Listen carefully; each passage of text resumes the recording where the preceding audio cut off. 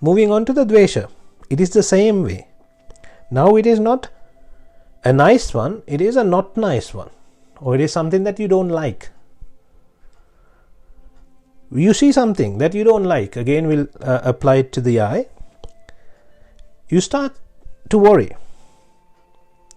Now you are in contact. You see something that you don't like to see. You're in contact with that. It's an unpleasurable feeling. It's not pleasure anymore. You get the unpleasurable contact, passa, then passa pacca vedana. Vedana is the feeling, the unpleasurable feeling. Now becomes a dvesha. Now you're not happy, you're angry. The anger starts. Then comes the vyapada vitakka. All the angry thoughts come into you now. They begin to happen. And then you create a hunger for dvesha. Dvesha paridaha it's called in Sinhala. Hunger for dvesha. Now you want to take revenge or something like that. You don't want this. You are trying to change this in the mind. It's working inside the mind. And this is called the dukkha dukkhatave. So this is your suffering. On top of the suffering that you got, you are creating another suffering.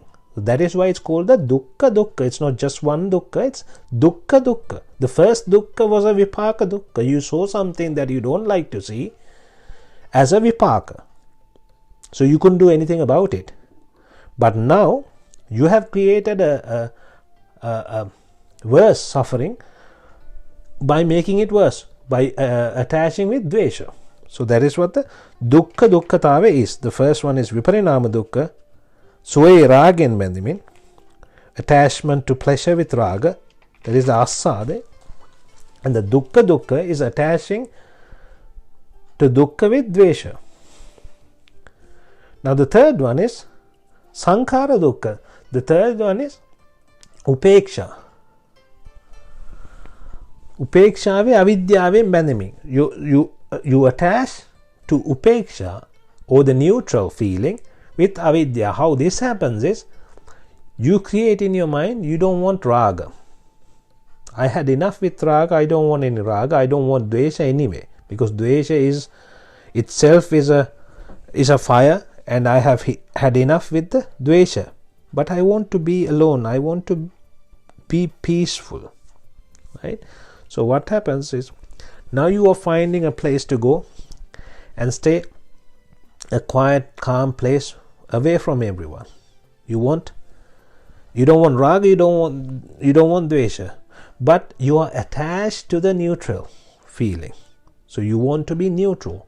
That itself is an attachment done through avidya, because you think that is important, you think that is valuable.